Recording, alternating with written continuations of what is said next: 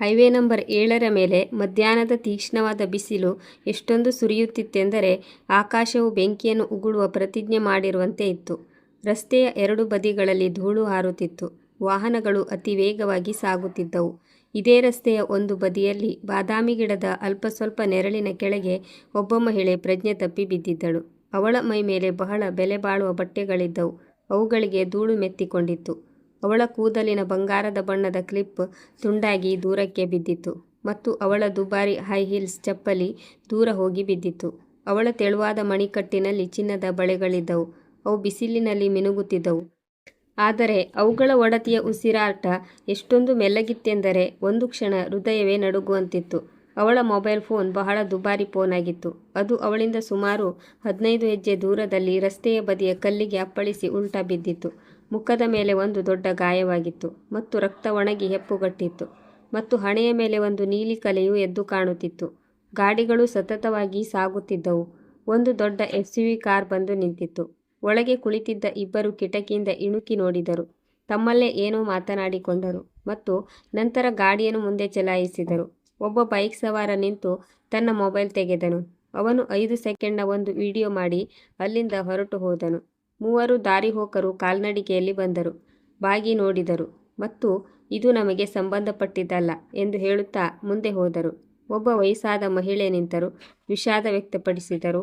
ಆದರೆ ತಮಗೆ ವಯಸ್ಸಾಗಿದೆ, ಹಾಗಾಗಿ ಏನೂ ಮಾಡಲು ಸಾಧ್ಯವಿಲ್ಲ ಎಂದು ಹೇಳಿ ಹೊರಟರು. ಇನ್ನು ಕೆಲವರು ತಾವು ಏನನ್ನೂ ನೋಡಿಯೇ ಇಲ್ಲ ಎನ್ನುವಂತೆ ದೂರದಿಂದಲೇ ದೃಷ್ಟಿ ತಪ್ಪಿಸಿಕೊಂಡು ಹೋದರು. ಪ್ರಪಂಚ ತನ್ನ ವೇಗದಲ್ಲಿ ಸಾಗುತ್ತಲೇ ಇತ್ತು ಮತ್ತು ಆ ಮಹಿಳೆ ಅಲ್ಲಿ ಒಬ್ಬಂಟಿಯಾಗಿ ಬಿದ್ದಿದ್ದಳು. ಸಾವು ಬದುಕಿನ ನಡುವೆ ಹೋರಾಡುತ್ತಿದ್ದಳು. ಕೆಲವೊಮ್ಮೆ ಸಮಯವು ಬಹಳ ಕ್ರೂರವಾಗಿರುತ್ತದೆ. ಇದೇ ಜನರ ಗುಂಪಿನಲ್ಲಿ ರಸ್ತೆಯ ಬದಿಯಲ್ಲಿ ಒಬ್ಬ ಯುವಕ ಕಾಲ್ನಡಿಗೆಯಲ್ಲಿ ಬರುತ್ತಿದ್ದನು. ಅವನ ಕಾಲಿಗೆ ಅಗ್ಗದ ಚಪ್ಪಲಿ ಇತ್ತು. ಅದರ ಒಂದು ಪಟ್ಟಿ ಸಡಿಲವಾಗಿತ್ತು ಮತ್ತು ಪದೇ ಪದೇ ಅವನ ಹಿಮ್ಮಡಿಗೆ ತಗಲುತ್ತಿತ್ತು. ಅವನ ಬಿಳಿ ಬಣ್ಣದ ಶರ್ಟ್ ಮೇಲೆ ಬೆವರಿನ ಗುರುತುಗಳಿದ್ದವು. ಹೆಗಲ ಮೇಲೆ ಒಂದು ಹಳೆಯ ಜೋಳಿಗೆ ಇತ್ತು. ಅದರಲ್ಲಿ ಕೆಲವು ಕಾಗದಗಳು ಮತ್ತು ಒಂದು ನೀರಿನ ಬಾಟಲಿ ಇತ್ತು. ಆ ಹುಡುಗನ ಹೆಸರು ವಿಕ್ರಮ್. ವಯಸ್ಸು ಸುಮಾರು 25 ವರ್ಷ. ಮುಖದಲ್ಲಿ ಬಳಲಿಕೆ ಇತ್ತು. ಆದರೆ ಕಣ್ಣುಗಳಲ್ಲಿ ಎಂತಹ ಹೊಳಪಿತ್ತೆಂದರೆ ಅದು ಬಡತನದಿಂದಲೂ ಕೂಡ ಮಾಸಲು ಸಾಧ್ಯವಿರಲಿಲ್ಲ. ಅವನು ಅಂದು ನಗರದ ಒಂದು ಸಣ್ಣ ಕಚೇರಿಗೆ ಕೆಲಸಕ್ಕಾಗಿ ಹೋಗಿದ್ದನು. ಅಲ್ಲಿಯೂ ಸಹ ನಿರಾಸೆ ಕಾದಿತ್ತು.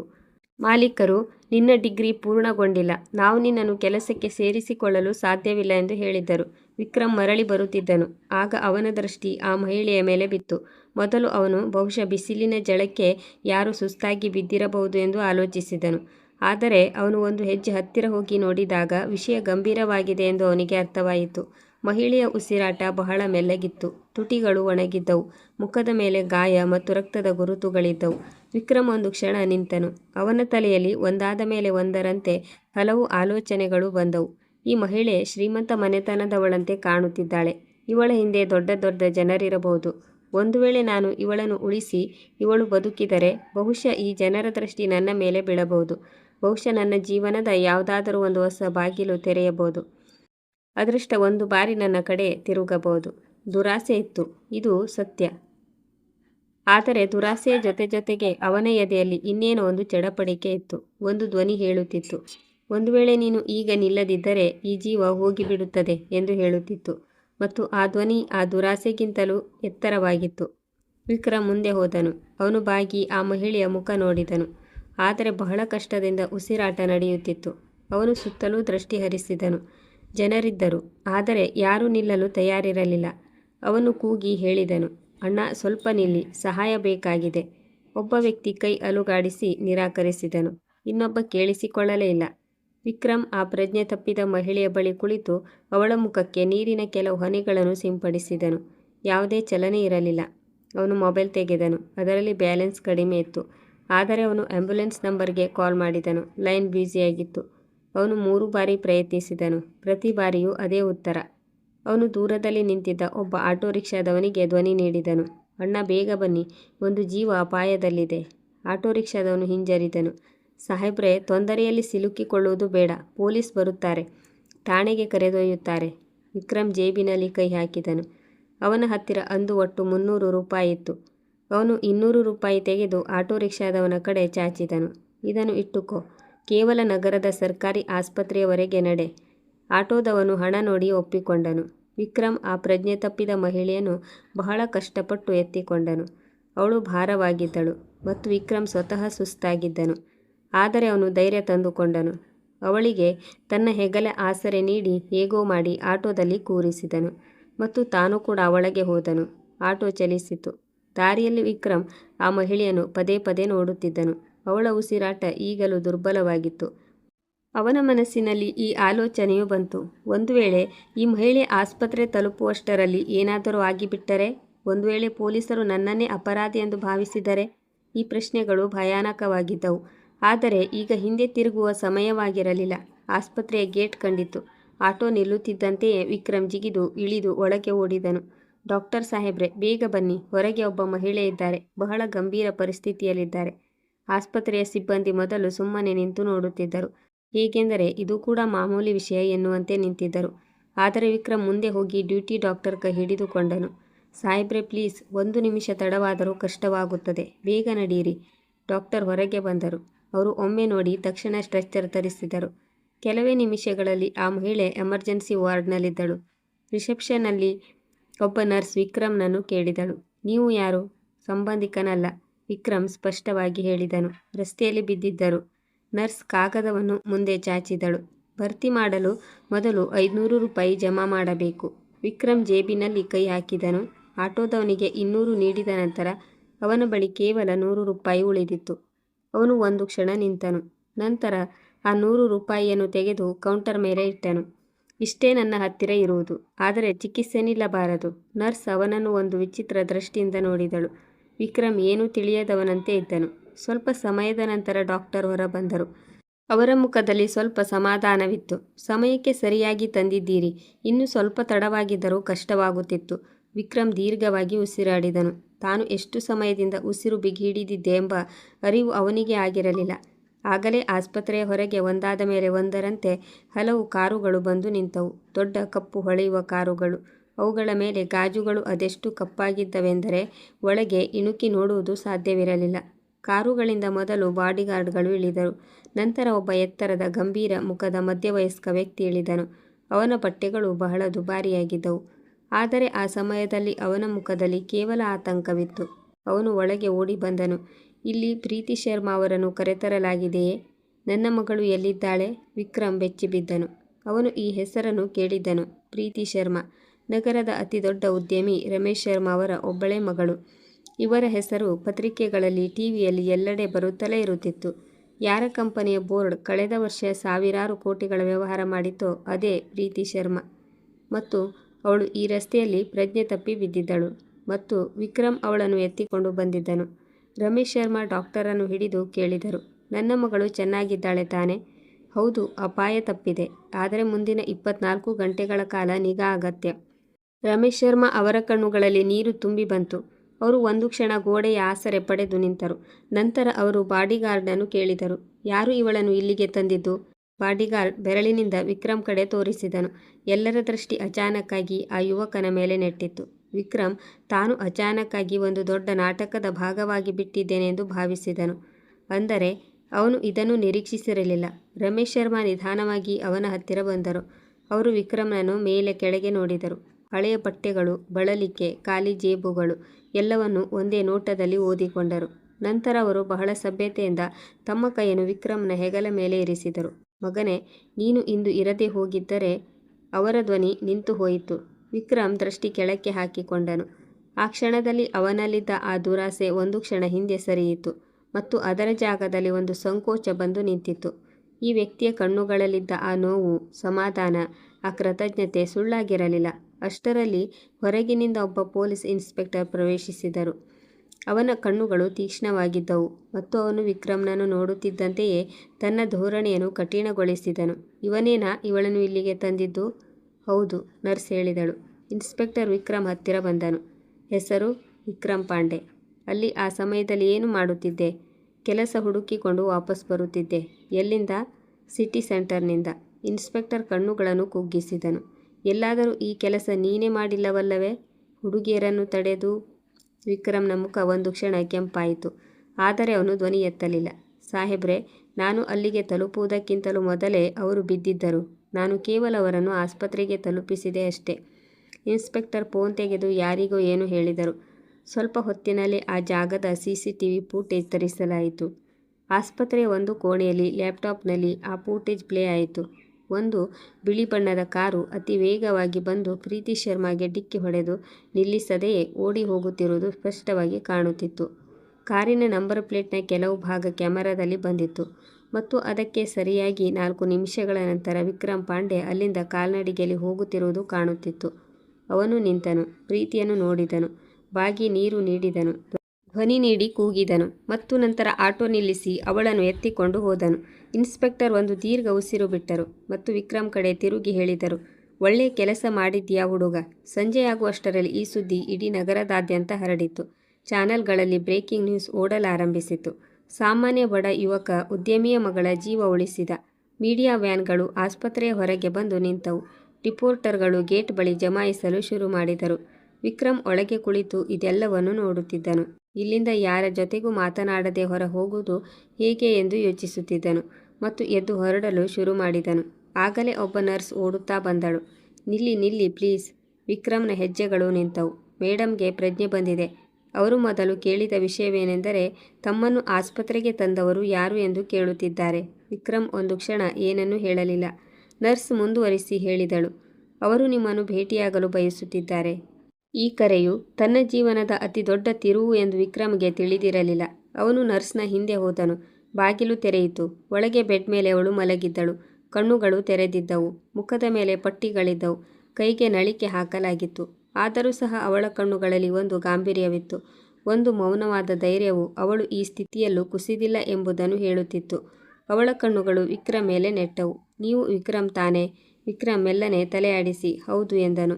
ಪ್ರೀತಿ ದುರ್ಬಲವಾದ ಆದರೆ ಸ್ಪಷ್ಟವಾದ ಧ್ವನಿಯಲ್ಲಿ ಹೇಳಿದಳು, ನೀವು ನನ್ನ ಪ್ರಾಣ ಉಳಿಸಿದ್ದೀರಿ. ವಿಕ್ರಮ್ ದೃಷ್ಟಿಯನ್ನು ಬೇರೆಡೆಗೆ ಹರಿಸಿದನು. ನಾನು ಕೇವಲ ನನ್ನ ಕರ್ತವ್ಯ ಮಾಡಿದೆ ಅಷ್ಟೇ. ಪ್ರೀತಿ ಅವನನ್ನು ಗಮನವಿಟ್ಟು ನೋಡಿದಳು. ಅಲ್ಲಿ ಇನ್ನೂ ಅನೇಕ ಜನರಿದ್ದರು, ಆದರೆ ಯಾರೂ ಸಹಾಯದ ಹಸ್ತ ಚಾಚಲಿಲ್ಲ. ವಿಕ್ರಮ್ ಹತ್ತಿರ ಇದಕ್ಕೆ ಯಾವುದೇ ಉತ್ತರವಿರಲಿಲ್ಲ. ಸ್ವಲ್ಪ ಹೊತ್ತು ಮೌನ ಆವರಿಸಿತು. ಇಬ್ಬರೂ ಅಪರಿಚಿತ ವ್ಯಕ್ತಿಗಳು, ಎರಡೂ ಬೇರೆ ಬೇರೆ ಪ್ರಪಂಚದವರು, ಒಂದೇ ಕೋಣೆಯಲ್ಲಿ ಯಾವುದೇ ಶಬ್ದವಿಲ್ಲದೆ ಪರಸ್ಪರ ಅರ್ಥ ಮಾಡಿಕೊಳ್ಳಲು ಪ್ರಯತ್ನಿಸುತ್ತಿದ್ದರು. ಹೊರಗೆ ಬಾಗಿಲ ಬಳಿ ನಿಂತಿದ್ದ ರಮೇಶ್ ಶರ್ಮಾ ಇದೆಲ್ಲವನ್ನು ನೋಡುತ್ತಿದ್ದರು. ಅವರು ಅವನ ಮುಖದಲ್ಲಿದ್ದ ಆ ಸತ್ಯವಂತಿಕೆಯನ್ನು ನೋಡಿದರು ಮತ್ತು ಅವರ ಮನಸ್ಸಿನಲ್ಲಿ ಒಂದು ಆಲೋಚನೆ ಬಂತು. ಅದನ್ನು ಅವರು ಇದುವರೆಗೆ ಯಾರ ಹತ್ತಿರವೂ ಹೇಳಿರಲಿಲ್ಲ. ಈ ಹುಡುಗ ಉಳಿದವರಿಗಿಂತ ವಿಭಿನ್ನವಾಗಿದ್ದಾನೆ. ಹೊರಗೆ ಮೀಡಿಯಾದವರು ಗದ್ದಲ ಮಾಡುತ್ತಿದ್ದರು. ನಗರವು ಎಚ್ಚರಗೊಳ್ಳುತ್ತಿತ್ತು. ಒಂದು ಹೊಸ ಕತೆ ಆರಂಭವಾಗುತ್ತಿತ್ತು ಮತ್ತು ವಿಕ್ರಮ್ ಪಾಂಡೆ ಅಂದು ಬೆಳಿಗ್ಗೆ ಬರಿಗೈಯಲ್ಲಿ ಉದಾಸ ಮನಸ್ಸಿನಿಂದ ಮನೆಗೆ ಮರಳುತ್ತಿದ್ದನು. ಇಂದು ಅವನ ಜೀವನ ಬದಲಾಗಲಿತ್ತು, ಆದರೆ ಅದು ಅವನಿಗೆ ಇನ್ನೂ ತಿಳಿದಿರಲಿಲ್ಲ. ಮುಂದಿನ 3 ದಿನಗಳು ಆಸ್ಪತ್ರೆಯಲ್ಲಿ ಬಹಳ ವಿಚಿತ್ರವಾಗಿ ಕಳೆದವು.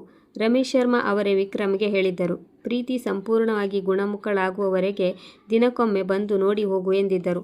ವಿಕ್ರಮ್ಗೆ ಈ ಆಹ್ವಾನ ವಿಚಿತ್ರವಾಗಿ ಅನಿಸಿತು. ಬಹುಶಃ ಶ್ರೀಮಂತರು ಸುಮ್ಮನೆ ಸೌಜನ್ಯಕ್ಕೆ ಹೇಳುತ್ತಾರೆ ಮತ್ತು ನಂತರ ಮರೆತು ಬಿಡುತ್ತಾರೆ ಎಂದು ಅವನು ಅಂದುಕೊಂಡಿದ್ದನು. ಆದರೆ ಮರುದಿನ ಬೆಳಿಗ್ಗೆ ಅವನು ಆಸ್ಪತ್ರೆಯ ಗೇಟ್ ತಲುಪಿದಾಗ ಗಾರ್ಡ್ ಅವನನ್ನು ತಡೆಯದೆ ಒಳಗೆ ಬಿಟ್ಟನು ಮತ್ತು ಶರ್ಮಾ ಸಾಹೇಬರು ನಿಮ್ಮ ಹೆಸರನ್ನು ಲೀಸ್ಟ್ನಲ್ಲಿ ಹಾಕಿಸಿದ್ದಾರೆ ಎಂದು ಹೇಳಿದನು. ಇದು ಕೇಳಿ ವಿಕ್ರಮ್ನ ಹೆಜ್ಜೆಗಳು ಒಂದು ಕ್ಷಣ ನಿಂತವು. ಈ ಜನರು ನಿಜವಾಗಿಯೂ ತನ್ನನ್ನು ನೆನಪಿನಲ್ಲಿ ಇಟ್ಟುಕೊಂಡಿದ್ದಾರೆ ಎಂಬ ಅರಿವು ಅವನಿಗೆ ಆಯಿತು.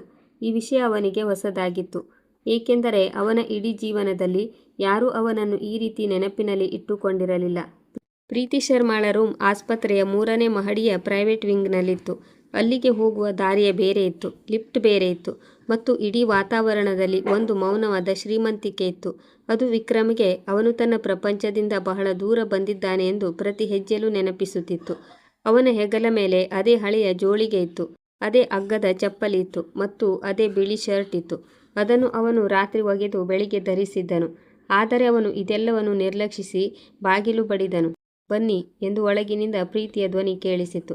ವಿಕ್ರಮ್ ಬಾಗಿಲು ತೆರೆದನು. ಪ್ರೀತಿ ಬೆಡ್ ಮೇಲೆ ಎದ್ದು ಕುಳಿತಿದ್ದಳು. ಅವಳ ತಲೆಗೆ ಪಟ್ಟಿ ಇತ್ತು, ಆದರೆ ಮುಖದಲ್ಲಿ ಕಳೆ ಮರಳಿ ಬರುತ್ತಿತ್ತು. ನರ್ಸ್ ಈಗ ತಾನೇ ಅವಳಿಗೆ ನಾಷ್ಟ ನೀಡಿದ್ದಳು. ಅದು ಅರ್ಧ ತಿಂದ ಸ್ಥಿತಿಯಲ್ಲಿ ಟ್ರೇನಲ್ಲಿತ್ತು. ಪ್ರೀತಿ ವಿಕ್ರಮ್ನನ್ನು ನೋಡಿದಳು ಮತ್ತು ಒಂದು ಸಣ್ಣ ನಗು ಅವಳ ಮುಖದಲ್ಲಿ ಮೂಡಿತು. ಬಂದ್ರಾ? ವಿಕ್ರಮ್ ಬಾಗಿಲ ಬಳಿಯೇ ನಿಂತು ಹೌದು ಎಂದನು. ಒಳಗೆ ಬನ್ನಿ. ಬಾಗಿಲ ಬಳಿ ಏಕೆ ನಿಂತಿದ್ದೀರಿ?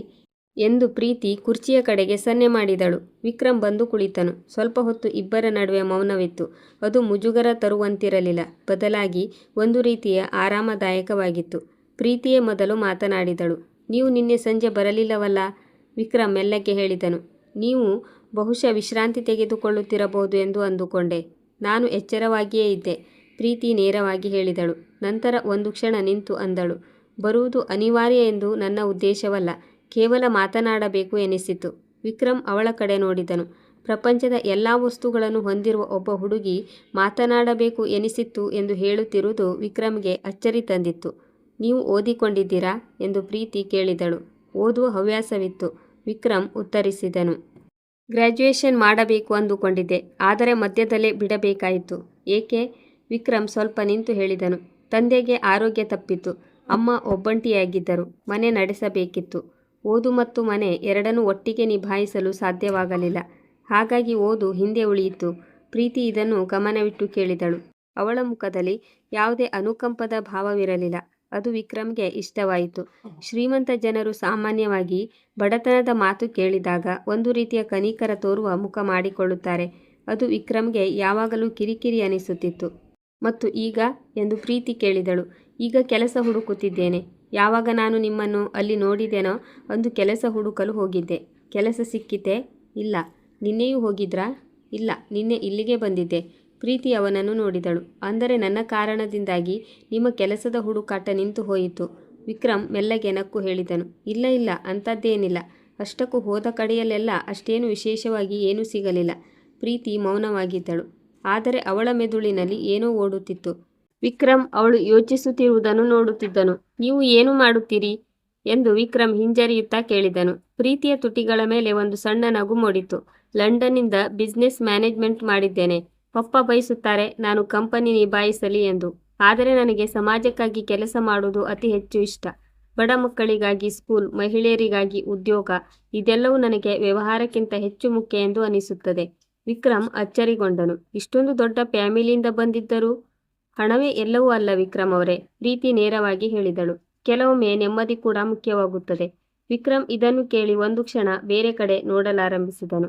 ಅವನಿಗೆ ಈ ಮಾತು ಕೇಳಿ ಆಶ್ಚರ್ಯವೆನಿಸಲಿಲ್ಲ. ಬದಲಾಗಿ ಯಾರೋ ಅವನ ಸ್ವಂತ ಹೃದಯದ ಮಾತನ್ನೇ ಹೇಳಿದಂತೆ ಭಾಸವಾಯಿತು. ಅಂದು ಅವರು ಸ್ವಲ್ಪ ಹೆಚ್ಚು ಮಾತನಾಡಿದರು. ನರ್ಸ್ 2 ಬಾರಿ ಬಂದಳು ಮತ್ತು ಇಬ್ಬರು ಮಾತನಾಡುತ್ತಿರುವುದನ್ನು ಕಂಡು ಮೌನವಾಗಿ ವಾಪಸ್ ಹೋದಳು. ಮಧ್ಯಾಹ್ನ ಯಾವಾಗ ಕಳೆಯಿತು ಎಂದು ತಿಳಿಯಲಿಲ್ಲ. 3ನೇ ದಿನ ಪ್ರೀತಿ ಒಂದು ನೇರವಾದ ಪ್ರಶ್ನೆ ಕೇಳಿದಳು. ಅಂದು ನಿಮಗೆ ನನ್ನನ್ನು ನೋಡಿದಾಗ ಭಯವಾಗಲಿಲ್ಲವೇ? ವಿಕ್ರಮ್ ಒಂದು ಕ್ಷಣ ಯೋಚಿಸಿ ಸತ್ಯವನ್ನೇ ಹೇಳಿದನು. ಭಯವಾಗಿತ್ತು. ಪೊಲೀಸರು ನನ್ನನ್ನೇ ಸಿಲುಕಿಸಿ ಬಿಡುತ್ತಾರೋ ಎಂಬ ಭಯವಿತ್ತು. ಜನರು ಏನೆಂದು ಯೋಚಿಸುತ್ತಾರೋ ಎಂಬ ಭಯವಿತ್ತು. ನನ್ನ ಹತ್ತಿರ ಹಣವಿಲ್ಲ, ಆಸ್ಪತ್ರೆ ಖರ್ಚು ಹೇಗೆ ಎಂಬ ಭಯವಿತ್ತು. ಬಹಳಷ್ಟು ಭಯಗಳಿದ್ದವು. ಹಾಗಾದರೆ ಏಕೆ ನಿಂತ್ರಿ? ವಿಕ್ರಮ್ ಮೆಲ್ಲನೆ ಹೇಳಿದನು. ಗೊತ್ತಿಲ್ಲ, ನನಗೆ ಅನಿಸಿತು, ಒಂದು ವೇಳೆ ನಾನು ಇಂದು ನಿಲ್ಲದಿದ್ದರೆ ಜೀವನ ಪೂರ್ತಿ ನನ್ನನ್ನು ನಾನೇ ಕ್ಷಮಿಸಿಕೊಳ್ಳಲು ಸಾಧ್ಯವಿಲ್ಲ ಎಂದು. ಪ್ರೀತಿಯ ಕಣ್ಣುಗಳು ಒಂದು ಕ್ಷಣ ಒದ್ದೆಯಾದವು. ನೀವು ಬಹಳ ವಿಭಿನ್ನವಾಗಿದ್ದೀರಿ ಅಂದಳು. ವಿಕ್ರಮ್ ಮೆಲ್ಲಗೆ ನಕ್ಕು ಉತ್ತರಿಸಿದನು. ವಿಭಿನ್ನವೇನಿಲ್ಲ, ಬರೀ ಬಡವನಾಗಿದ್ದೇನೆ ಅಷ್ಟೇ. ಪ್ರೀತಿ ತಕ್ಷಣವೇ ಹೇಳಿದಳು. ಬಡವ ಅಂದರೆ ಯಾರ ಹತ್ತಿರ ಹೃದಯ ಇಲ್ಲವೋ ಅವರು. ನಿಮ್ಮ ಹತ್ತಿರ ಹೃದಯವೂ ಇದೆ, ಧೈರ್ಯವೂ ಇದೆ. ಈ ಮಾತು ವಿಕ್ರಮ್ನ ಎದೆಗೆ ನೇರವಾಗಿ ನಾಟಿತು. ಯಾರೂ ಅವನಿಗೆ ಈ ರೀತಿ ಎಂದೂ ಹೇಳಿರಲಿಲ್ಲ. ಅವನು ದೃಷ್ಟಿ ಕೆಳಕ್ಕೆ ಹಾಕಿಕೊಂಡನು.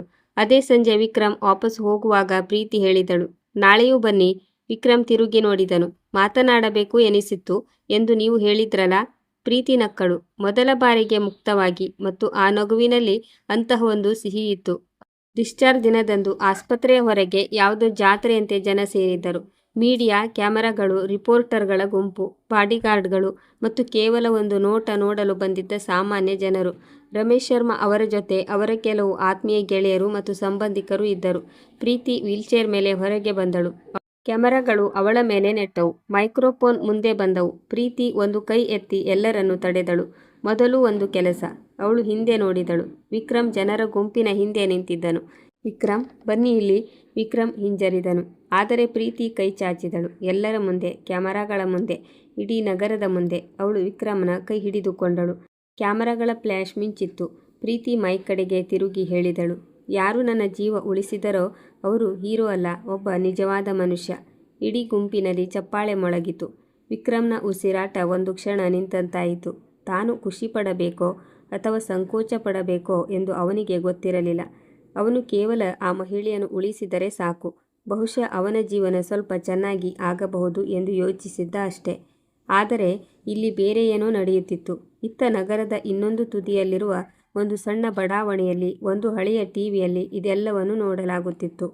ವಿಕ್ರಮ್ನ ತಾಯಿ ಸಾವಿತ್ರಿ ದೇವಿ. ಅವಳು 5 ಗಂಟೆಗಳಿಂದ ಮಗನಿಗಾಗಿ ಕಾಯುತ್ತಿದ್ದಳು ಮತ್ತು ಈಗ ಅವರು ಟಿವಿಯಲ್ಲಿ ಅವನನ್ನು ಕಂಡು ಎದ್ದು ನಿಂತರು. ಅವರ ಕಣ್ಣುಗಳಿಂದ ಕಣ್ಣೀರು ಹರಿಯಿತು.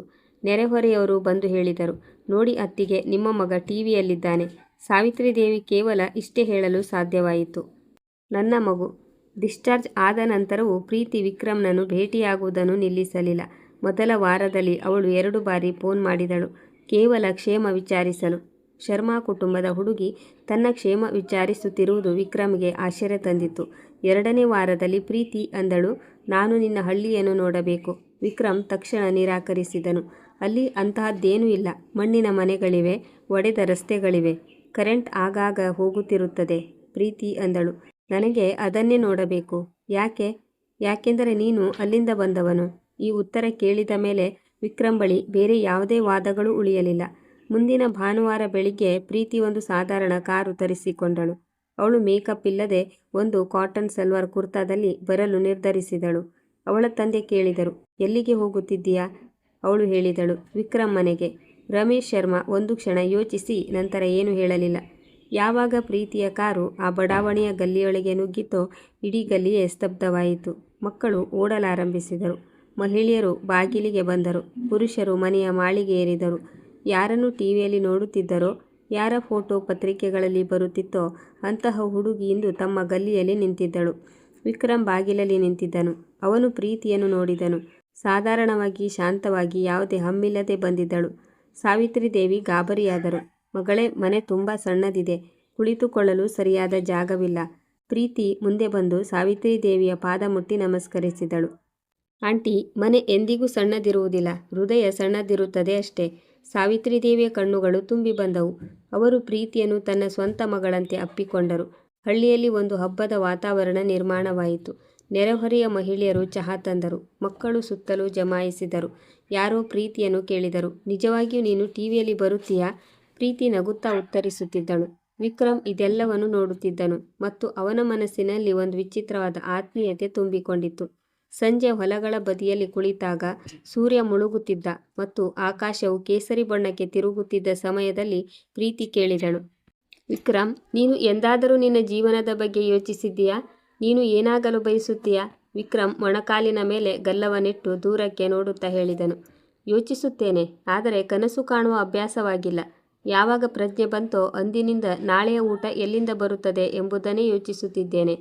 ಪ್ರೀತಿ ಮೆಲ್ಲನೆ ಕೇಳಿದಳು, ಒಂದು ವೇಳೆ ನಾನು ನಿನ್ನ ಜೊತೆ ಕನಸು ಕಾಣಲು ಬಯಸಿದರೆ? ವಿಕ್ರಮ್ ಅವಳ ಕಡೆ ನೋಡಿದನು. ಅವನ ಕಣ್ಣುಗಳಲ್ಲಿ ಒಂದು ಪ್ರಶ್ನೆ ಇತ್ತು. ಅದನ್ನು ಅವನು ಹೇಳಲು ಸಾಧ್ಯವಾಗಲಿಲ್ಲ. ಪ್ರೀತಿ ದೃಷ್ಟಿಯನ್ನು ಅತ್ತ ಸರಿಸಲಿಲ್ಲ. ನಮ್ಮ ಪ್ರಪಂಚಗಳು ಬಹಳ ವಿಭಿನ್ನವಾಗಿವೆ ಪ್ರೀತಿಯವರೇ ಎಂದು ವಿಕ್ರಮ್ ಕೊನೆಗೂ ಮೆಲ್ಲನೆ ಹೇಳಿದನು. ಪ್ರಪಂಚಗಳು ವಿಭಿನ್ನವಾಗಿರಬಹುದು ವಿಕ್ರಮ್, ಮನಸ್ಸುಗಳಲ್ಲ. ಆ ಸಂಜೆಯಿಂದ ಏನೋ ಬದಲಾಯಿತು. ಅದನ್ನು ಸ್ವತಃ ಒಪ್ಪಿಕೊಳ್ಳಲು ವಿಕ್ರಮ್ಗೆ ಸಮಯ ಬೇಕಾಯಿತು. ಆದರೆ ಅವನು ಈಗ ಕೇವಲ ಉಪಕಾರಕ್ಕಾಗಿ ಅವಳನ್ನು ಭೇಟಿಯಾಗುತ್ತಿಲ್ಲ. ಹೃದಯವೇ ಅವನನ್ನು ಎಳೆದುಕೊಂಡು ಹೋಗುತ್ತಿದೆ ಎಂದು ಅವನು ಒಪ್ಪಲೇಬೇಕಾಯಿತು. ಆದರೆ ನಗರಕ್ಕೆ ಈ ವಿಷಯ ಇಷ್ಟವಾಗಲಿಲ್ಲ. ಸೋಷಿಯಲ್ ಮೀಡಿಯಾದಲ್ಲಿ ತರಹೇವಾರಿ ಮಾತುಗಳು ಶುರುವಾದವು. ಈ ಹುಡುಗ ಹಣಕ್ಕಾಗಿ ಅವಳ ಹಿಂದೆ ಬಿದ್ದಿದ್ದಾನೆ. ಶರ್ಮಾ ಸಾಹೇಬರ ಮಗಳಿಗೆ ಪ್ರಪಂಚದ ಅರಿವಿಲ್ಲ. ಈ ಸಂಬಂಧವನ್ನು ಸಮಾಜ ಒಪ್ಪುವುದಿಲ್ಲ.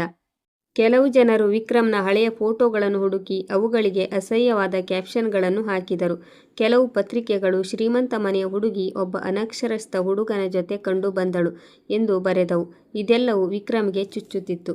ಒಂದು ರಾತ್ರಿ ಅವನು ಬಹಳ ಹೊತ್ತಿನವರೆಗೆ ಎಚ್ಚರವಾಗಿದ್ದನು. ನಂತರ ಅವನು ಪ್ರೀತಿಗೆ ಒಂದು ಮೆಸೇಜ್ ಮಾಡಿದನು, ಬಹುಶಃ ನಾವು ಕೇವಲ ಒಳ್ಳೆಯ ಸ್ನೇಹಿತರಾಗಿದ್ದರೆ ಉತ್ತಮ. ಮೆಸೇಜ್ ಕಳುಹಿಸಿದ 5 ನಿಮಿಷಗಳ ನಂತರ ಫೋನ್ ರಿಂಗ್ ಆಯಿತು. ಪ್ರೀತಿಯ ಧ್ವನಿಯಾಗಿತ್ತು. ಶಾಂತವಾಗಿದ್ದರೂ ಕಠಿಣವಾಗಿತ್ತು. ವಿಕ್ರಮ್, ನಾನು ಶ್ರೀಮಂತಳು ಎಂಬ ಕಾರಣಕ್ಕೆ ನೀನು ನನ್ನನ್ನು ಬಿಡುತ್ತಿದ್ದೀಯಾ ಅಥವಾ ನಿನಗೆ ನಾನು ಯೋಗ್ಯಳಲ್ಲ ಎಂದು ಅನಿಸುತ್ತಿದೆಯೇ? ವಿಕ್ರಮ್ ಧ್ವನಿ ಗದ್ಗದಿತವಾಯಿತು. ನಿನ್ನ ಬಗ್ಗೆ ಜನರು ತಪ್ಪು ಮಾತನಾಡುವುದು ನನಗೆ ಇಷ್ಟವಿಲ್ಲ ಮತ್ತು ಒಂದು ವೇಳೆ ಈ ನಿರ್ಧಾರವನ್ನು ನಾನೇ ತೆಗೆದುಕೊಳ್ಳಲು ಬಯಸಿದರೆ? ಪ್ರೀತಿಯವರೇ, ಜನರಿಗೆ ಹೆದರುವ ಸಮಯವಲ್ಲ ಇದು, ಅವರನ್ನು ಬದಲಿಸುವ ಸಮಯ. ವಿಕ್ರಮ್ ಮೌನವಾಗಿದ್ದನು.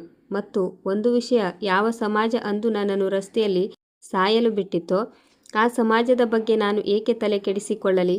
ಅಂದು ನೀನು ನಿಂತಿದ್ದೆ, ಉಳಿದವರೆಲ್ಲ ಸಾಗಿ ಹೋದರು. ಈ ಮಾತು ವಿಕ್ರಮ್ನ ಎದೆಗೆ ಇಳಿಯಿತು. ಅಂದೇ ರಾತ್ರಿ ಇಬ್ಬರು ಒಂದು ನಿರ್ಧಾರ ಮಾಡಿದರು. ಏನೇ ಆದರೂ ಜೊತೆಯಾಗಿ ಎದುರಿಸೋಣ ಎಂದು ನಿರ್ಧರಿಸಿದರು. ಆದರೆ ಅದೇ ವಾರದಲ್ಲಿ ಒಂದು ಸುದ್ದಿ ಬಂದಿತು. ಅದು ಎಲ್ಲವನ್ನು ಇನ್ನಷ್ಟು ಜಟಿಲಗೊಳಿಸಿತು. ಪೊಲೀಸರ ತನಿಖೆಯಲ್ಲಿ ತಿಳಿದು ಬಂದದ್ದೇನೆಂದರೆ, ಯಾವ ಬಿಳಿ ಕಾರು ಪ್ರೀತಿಗೆ ಡಿಕ್ಕಿ ಹೊಡೆದಿತ್ತೋ ಅದು ಕೇವಲ ಆಕಸ್ಮಿಕ ಅಪಘಾತವಾಗಿರಲಿಲ್ಲ. ಆ ಕಾರು ಒಬ್ಬ ನಕಲಿ ವ್ಯಕ್ತಿಯ ಹೆಸರಿನಲ್ಲಿ ರಿಜಿಸ್ಟರ್ ಆಗಿತ್ತು. ಪೊಲೀಸರು ಆ ಹೆಸರನ್ನು ತನಿಖೆ ಮಾಡಿದಾಗ ಅದು ಕೇವಲ ಕಾಗದದ ಮೇಲಿರುವ ಸುಳ್ಳು ಎಂಬುದು ತಿಳಿಯಿತು. ತನಿಖೆಯನ್ನು ಮುಂದುವರಿಸಿದಾಗ ಅದರ ಸುಳಿವು ಒಬ್ಬ ದೊಡ್ಡ ಬಿಸ್ನೆಸ್ ರೈವಲ್ ಕಡೆಗೆ ಸಾಗಿತು. ಸುರೇಶ್ ಮೆಹ್ತಾ. ಅವನು ರಮೇಶ್ ಶರ್ಮಾ ಅವರ ಕಂಪನಿಯ ಹಳೆಯ ಶತ್ರುವಾಗಿದ್ದನು ಮತ್ತು ಕಳೆದ 2 ವರ್ಷಗಳಿಂದ ಅವರ ವ್ಯವಹಾರವನ್ನು ನಾಶಪಡಿಸಲು ಹಲವು ಪ್ರಯತ್ನಗಳನ್ನು ಮಾಡಿದ್ದನು. ಪ್ರೀತಿ ಈ ಸುದ್ದಿಯನ್ನು ವಿಕ್ರಮ್ಗೆ ತಿಳಿಸಿದಳು. ಅವಳ ಧ್ವನಿ ಶಾಂತವಾಗಿತ್ತು, ಆದರೆ ಕಣ್ಣುಗಳಲ್ಲಿ ಗಾಢವಾದ ಆತಂಕವಿತ್ತು. ಬಹುಶಃ ಪಪ್ಪ ಕುಗ್ಗಿ ಹೋಗಲಿ ಮತ್ತು ಕಂಪನಿ ದುರ್ಬಲವಾಗಲಿ ಎಂಬ ಕಾರಣಕ್ಕೆ ನನ್ನನ್ನು ಗುರಿ ಮಾಡಿರಬಹುದು. ವಿಕ್ರಮ್ ಅವಳ ಕೈ ಹಿಡಿದುಕೊಂಡನು. ಇನ್ನು ಮುಂದೆ ನಿನಗೆ ಏನೂ ಆಗಲು ನಾನು ಬಿಡುವುದಿಲ್ಲ. ಪ್ರೀತಿ ಅವನ ಕಣ್ಣುಗಳನ್ನು ನೋಡಿದಳು. ಈ ಮಾತನ್ನು ಕೇಳಿ ಅವಳಿಗೆ ಮೊದಲ ಬಾರಿಗೆ ನಿಜವಾಗಿಯೂ ನಂಬಿಕೆ ಬಂದಂತೆ ಅನ್ನಿಸಿತು. ಅಂದು ರಾತ್ರಿ ಬಹಳ ತಡವಾಗಿ ಪ್ರೀತಿಯ ಫೋನ್ಗೆ ಒಂದು ಅಪರಿಚಿತ ನಂಬರ್ನಿಂದ ಕಾಲ್ ಬಂದಿತು. ಹೆಚ್ಚು ಬುದ್ಧಿವಂತಿಕೆ ತೋರಿಸಿದರೆ ಜೀವ ಉಳಿಯುವುದಿಲ್ಲ. ಫೋನ್ ಕಟ್ಟಾಯಿತು. ಪ್ರೀತಿ ನಡುಗಿ ಹೋದಳು. ಅವಳು ಬಹಳ ಹೊತ್ತು ಫೋನ್ ಕೈಯಲ್ಲೇ ಹಿಡಿದು ಕುಳಿತಿದ್ದಳು. ನಂತರ ಅವಳು ನಿರ್ಧರಿಸಿದಳು, ಈ ವಿಷಯವನ್ನು ಈಗಲೇ ವಿಕ್ರಮ್ಗೆ ಹೇಳುವುದು ಬೇಡ. ಅವನು ಈಗಾಗಲೇ ಅವಳಿಗಾಗಿ ಬಹಳಷ್ಟನ್ನು ಅನುಭವಿಸಿದ್ದನು. ಆದರೆ ಮರುದಿನ ವಿಕ್ರಮ್ ಅವಳನ್ನು ಭೇಟಿಯಾದಾಗ ಅವಳು ಅಡಗಿಸಲು ಬಯಸುತ್ತಿದ್ದ ಆ ಭಯವನ್ನು ಅವನು ಅವಳ ಕಣ್ಣುಗಳಲ್ಲಿ ಓದಿದನು. ಏನಾಯ್ತು? ಏನೂ ಇಲ್ಲ ಪ್ರೀತಿ. ಅವನ ಧ್ವನಿಯಲ್ಲಿದ್ದ ಆ ನಂಬಿಕೆ ಅವಳ ಮೌನದ ಗೋಡೆಯನ್ನು ಒಡೆಯಿತು. ಪ್ರೀತಿ ಎಲ್ಲವನ್ನೂ ತಿಳಿಸಿದಳು. ವಿಕ್ರಮ್ ಮುಖ ಗಂಭೀರವಾಯಿತು. ಅವನು ಎದ್ದು ನಿಂತನು. ಈಗ ಈ ವಿಷಯ ಕೇವಲ ನಿನ್ನದಲ್ಲ, ನನ್ನದು ಕೂಡ. ಅವನು ಅಂದೇ ಪೊಲೀಸ್ ಸ್ಟೇಷನ್ಗೆ ಹೋಗಿ ದೂರು ದಾಖಲಿಸಿದನು. ಇನ್ಸ್ಪೆಕ್ಟರ್ ಅವನನ್ನು ಗುರುತಿಸಿದರು. ಅವರು ಈ ವಿಷಯವನ್ನು ಗಂಭೀರವಾಗಿ ಪರಿಗಣಿಸಿದರು. ಕೆಲವು ದಿನಗಳ ನಂತರ ಪ್ರೀತಿ ಒಂದು NGO ಕೆಲಸಕ್ಕಾಗಿ ನಗರದಿಂದ ಹೊರಗೆ ಹೋಗುತ್ತಿದ್ದಳು. ಅವಳ ಕಾರು ಹೈವೇಯ ಮೇಲೆ ಇತ್ತು. ಆಗ ಹಿಂದಿನಿಂದ ಒಂದು ಕಪ್ಪು SUV ಕಾರು ಬಂದು ಅವರನ್ನು ಹಿಂಬಾಲಿಸಲು ಶುರು ಮಾಡಿತು. ಡ್ರೈವರ್ ಮನೋಜ್ ತಿಳುವಳಿಕೆಯುಳ್ಳವನಾಗಿದ್ದನು. ಅವನು ತಕ್ಷಣ ಏನೋ ಸಮಸ್ಯೆಯಾಗುತ್ತಿದೆ ಎಂದು ಅರ್ಥ ಮಾಡಿಕೊಂಡನು. ಅವನು ವೇಗ ಹೆಚ್ಚಿಸಿದನು. ಹಿಂದಿನ ಕಾರು ಕೂಡ ವೇಗ ಹೆಚ್ಚಿಸಿತು. ಅವನು ಕಾರು ತಿರುಗಿಸಿದನು. ಹಿಂದಿನ ಕಾರು ಕೂಡ ತಿರುಗಿಸಿತು. ಮನೋಜ್ ತಕ್ಷಣವೇ ವಿಕ್ರಮ್ಗೆ ಫೋನ್ ಮಾಡಿದನು. ಸಾಹೇಬ್ರೆ, ಮೇಡಮ್ ಅಪಾಯದಲ್ಲಿದ್ದಾರೆ. ನಾವು ಹೈವೇಯಲ್ಲಿದ್ದೇವೆ. ವಿಕ್ರಮ್ ಆ ಸಮಯದಲ್ಲಿ ನಗರದ ಅದೇ ಭಾಗದಲ್ಲಿದ್ದನು. ಅವನು ಒಂದು ಕ್ಷಣವೂ ವ್ಯರ್ಥ ಮಾಡದೆ ತನ್ನ ಹಳೆಯ ಮೋಟಾರ್ ಸೈಕಲ್ ಏರಿ ಹೈವೇ ಕಡೆಗೆ ನುಗ್ಗಿದನು. ಅವನ ಮನಸ್ಸಿನಲ್ಲಿ ಕೇವಲ ಒಂದೇ ಆಲೋಚನೆ ಇತ್ತು, ಅಲ್ಲಿಗೆ ತಲುಪಬೇಕು. ಹೈವೇಲಿ ಅವನು ನೋಡಿದನು. ಪ್ರೀತಿಯ ಕಾರು ಒಂದು ಬದಿಯಲ್ಲಿ ನಿಂತಿತ್ತು ಮತ್ತು 3 ಜನರು ಕಾರಿನ ಬಾಗಿಲು ಬಡಿಯುತ್ತಿದ್ದರು. ಡ್ರೈವರ್ ಮನೋಜ್ ಒಳಗಿನಿಂದ ಲಾಕ್ ಮಾಡಿಕೊಂಡು ಕುಳಿತಿದ್ದನು. ವಿಕ್ರಮ್ ಮೋಟಾರ್ ಸೈಕಲನ್ನು ಆ 3ರ ಕಾರಿನ ಎದುರು ಅಡ್ಡವಾಗಿ ನಿಲ್ಲಿಸಿದನು. ಬ್ರೇಕ್ ಶಬ್ದವಾಯಿತು. ಆ 3 ನಿಂತರು. ಅವರು ತಿರುಗಿ ವಿಕ್ರಮ್ನನ್ನು ನೋಡಿದರು. ದೊಡ್ಡ ಹೀರೋ ಆಗುತ್ತಿದ್ದೀಯಾ ಎಂದು ಒಬ್ಬ ಹೇಳಿದನು. ವಿಕ್ರಮ್ ಧೈರ್ಯವಾಗಿ ಹೇಳಿದನು, ಏನು ಮಾಡಬೇಕೋ ನನ್ನ ಜೊತೆ ಮಾಡಿ, ಅವಳನ್ನು ಮುಟ್ಟಬೇಡಿ. 3 ಅವನ ಕಡೆಗೆ ಬಂದರು. ಸರಿಯಾಗಿ ಅದೇ ಸಮಯದಲ್ಲಿ ಸೈರನ್ ಶಬ್ದ ಕೇಳಿಸಿತು. ಪೊಲೀಸರ ಗಾಡಿಗಳು 2 ಕಡೆಯಿಂದ ಬಂದವು. ಇನ್ಸ್ಪೆಕ್ಟರ್ ವಿಕ್ರಮ್ ದೂರಿನ ನಂತರ ಒಂದು ಟೀಮ್ ಸಿದ್ಧವಾಗಿಟ್ಟಿದ್ದರು. ಇಬ್ಬರು ಸಿಕ್ಕಿಬಿದ್ದರು. 3ನೇಯವನು ಓಡಿ ಹೋಗುವಲ್ಲಿ ಯಶಸ್ವಿಯಾದನು. ಪ್ರೀತಿ ಕಾರಿನಿಂದ ಕೆಳಗಿಳಿದಳು. ಅವಳ ಕೈಗಳು ನಡುಗುತ್ತಿದ್ದವು. ಅವಳು ವಿಕ್ರಮ್ನನ್ನು ನೋಡಿದಳು. ಅವನು ಕೋಪದಿಂದ ನಡುಗುತ್ತಿದ್ದನು. ಅಂದು ರಾತ್ರಿ ಪ್ರೀತಿ ವಿಕ್ರಮ್ಗೆ ಹೇಳಿದಳು, ನಾನು ಯಾಕೆ ಹೆದರುವುದಿಲ್ಲ ಎಂದು ಗೊತ್ತಾ? ಯಾಕೆಂದರೆ ನೀನು ನನ್ನ ಜೊತೆಗಿದ್ದೀಯಾ. ವಿಕ್ರಮ್ ಮೊದಲ ಬಾರಿಗೆ ಅವಳ ಕೈಯನ್ನು ಗಟ್ಟಿಯಾಗಿ ಹಿಡಿದುಕೊಂಡು ಹೇಳಿದನು, ನಾನು ಬದುಕಿರುವವರೆಗೆ ನಿನಗೆ ಏನೂ ಆಗಲು ಬಿಡುವುದಿಲ್ಲ. ಹೊರಗೆ ರಾತ್ರಿ ಗಾಢವಾಗಿತ್ತು. ನಗರ ನಿದ್ರಿಸುತ್ತಿತ್ತು. ಆದರೆ ಆ 2 ಹೃದಯಗಳು ಆ ಸಮಯದಲ್ಲಿ ಸಂಪೂರ್ಣವಾಗಿ ಎಚ್ಚರವಾಗಿದ್ದವು ಮತ್ತು ಅವರ ಕತೆ ಈಗಷ್ಟೇ ಶುರುವಾಗಿತ್ತು. ರಾತ್ರಿಯ ಆ ಘಟನೆಯ ನಂತರ ನಗರದಲ್ಲಿ ಒಂದು ಹೊಸ ಸಂಚಲನ ಉಂಟಾಯಿತು. ಪತ್ರಿಕೆಗಳು ಮರುದಿನ ದೊಡ್ಡ ಹೆಡ್ಲೈನ್ಗಳನ್ನು ಹಾಕಿದವು. ಶರ್ಮಾ ಕುಟುಂಬದ ಮೇಲೆ 2ನೇ ದಾಳಿ, ಪೊಲೀಸರಿಂದ 2 ಶಂಕಿತರ ಬಂಧನ, ಸಾಮಾನ್ಯ ಯುವಕನಿಂದ ಮತ್ತೆ ಉದ್ಯಮಿಯ ಮಗಳ ಪ್ರಾಣ ರಕ್ಷಣೆ. ಟಿವಿ ಚಾನೆಲ್ಗಳಲ್ಲಿ ರಾತ್ರಿಯಿಡೀ ಚರ್ಚೆಗಳು ನಡೆದವು. ಕೆಲವು ಜನರು ಈ ಸಂಚು ಬಹಳ ಆಳವಾಗಿದೆ ಎಂದು ಹೇಳುತ್ತಿದ್ದರು. ಇನ್ನು ಕೆಲವು ಜನರು ಶರ್ಮಾ ಕುಟುಂಬದ ಶತ್ರುಗಳು ಬಹಳ ಶಕ್ತಿಶಾಲಿಗಳು ಎಂದು ಹೇಳುತ್ತಿದ್ದರು. ಮತ್ತು ಪ್ರತಿ ದೊಡ್ಡ ಸುದ್ದಿಯನ್ನು ಚಿಕ್ಕದಾಗಿ ಮಾಡುವಲ್ಲಿ ನಿಸ್ಸೀಮರಾದ ಕೆಲವು ಜನರು ವಿಕ್ರಮ್ ಪಾಂಡೆ ಮತ್ತು ಪ್ರೀತಿ ಶರ್ಮಾ ನಡುವಿನ ಆತ್ಮೀಯತೆ ಸಾಧಾರಣ ವಿಷಯವಲ್ಲ ಮತ್ತು ಇದರಲ್ಲಿ ಏನೋ ಒಂದು ಆಟ ಖಂಡಿತ ಇದೆ ಎಂದು ಹೇಳುತ್ತಿದ್ದರು. ವಿಕ್ರಮ್ ಇದೆಲ್ಲವನ್ನೂ ಓದಿದನು, ಕೇಳಿದನು ಮತ್ತು ಒಂದು ಮೂಲೆಗೆ ಇಟ್ಟನು. ಅವನ ಬಳಿ ಇಂತಹ ವಿಷಯಗಳ ಮೇಲೆ ಸಮಯ ವ್ಯರ್ಥ ಮಾಡಲು ಪುರುಸೊತ್ತು ಇರಲಿಲ್ಲ, ಅಭ್ಯಾಸವೂ ಇರಲಿಲ್ಲ. ಆದರೆ ರಮೇಶ್ ಶರ್ಮಾ ಅವರ ಹೃದಯದ ಮೇಲೆ ಇದೆಲ್ಲವೂ ಪರಿಣಾಮ ಬೀರುತ್ತಿತ್ತು. ಅವರು ಒಬ್ಬ ತಿಳುವಳಿಕೆಯುಳ್ಳ ಮತ್ತು ಅನುಭವವಿರುವ ಮನುಷ್ಯರಾಗಿದ್ದರು. ಅವರು ಜೀವನದಲ್ಲಿ ಬಹಳಷ್ಟನ್ನು ಕಂಡಿದ್ದರು. ಅವರು ಅವಕಾಶ ನೋಡಿ ಗೆಳೆತನ ಮಾಡುವಂತಹ ಜನರನ್ನು ನೋಡಿದರು, ಲಾಭಕ್ಕಾಗಿ ಮುಖವಾಡ ಬದಲಿಸುವ ಜನರನ್ನು ನೋಡಿದರು. ಅದಕ್ಕಾಗಿಯೇ ಅವರು ವಿಕ್ರಮ್ನನ್ನು ಪರೀಕ್ಷಿಸಲು ಶುರು ಮಾಡಿದರು. ವಿಕ್ರಮ್ ಆಸ್ಪತ್ರೆಗೆ ಬಂದಾಗ ಅವನು ಎಂದಿಗೂ ಯಾವುದನ್ನೂ ಕೇಳುತ್ತಿರಲಿಲ್ಲ ಎಂಬುದನ್ನು ಅವರು ಗಮನಿಸುತ್ತಿದ್ದರು. ಪ್ರೀತಿಯ ಜೊತೆ ಹೊರಗೆ ಹೋದಾಗ ಅವನು ಎಂದಿಗೂ ದುಬಾರಿ ಜಾಗಕ್ಕೆ ಹೋಗಬೇಕೆಂದು ಹಠ ಮಾಡುತ್ತಿರಲಿಲ್ಲ. ರಮೇಶ್ ಶರ್ಮಾ ಸ್ವತಃ ಮಾತನಾಡಿದಾಗಲೂ ವಿಕ್ರಮ್ ಎಂದಿಗೂ ಹಣದ ಪ್ರಸ್ತಾಪ ಮಾಡುತ್ತಿರಲಿಲ್ಲ. ಒಂದು ಬಾರಿ ರಮೇಶ್ ಶರ್ಮಾ ಅವರು ಬೇಕೆಂದೇ ಅವನಿಗೆ ಒಂದು ದೊಡ್ಡ ಮೊತ್ತದ ಹಣವನ್ನು ನೀಡಲು ಪ್ರಯತ್ನಿಸಿದರು. ವಿಕ್ರಮ್ ಬಹಳ ಸಭ್ಯತೆಯಿಂದ ನಿರಾಕರಿಸಿದ್ದನು. ಸಾಹೇಬ್ರೆ, ನಾನು ನನ್ನ ಕರ್ತವ್ಯ ನಿಭಾಯಿಸಿದ್ದೇನೆ, ಅದರ ಪ್ರತಿಫಲ ನಾನು ಪಡೆಯುವುದಿಲ್ಲ ಎಂದಿದ್ದನು. ರಮೇಶ್ ಶರ್ಮಾ ಅಂದು ರಾತ್ರಿ ಬಹಳ ಹೊತ್ತಿನವರೆಗೆ ಆ ಉತ್ತರದ ಬಗ್ಗೆ ಯೋಚಿಸುತ್ತಿದ್ದರು. ಆ ದಾಳಿಯ ನಂತರ ಸುರಕ್ಷತೆ ಇನ್ನೂ ಕಠಿಣವಾಯಿತು. ಪ್ರೀತಿಯ ಜೊತೆ ಇಬ್ಬರು ಬಾಡಿಗಾರ್ಡ್ಗಳು ಯಾವಾಗಲೂ ಇರುವಂತೆ ಮಾಡಲಾಯಿತು.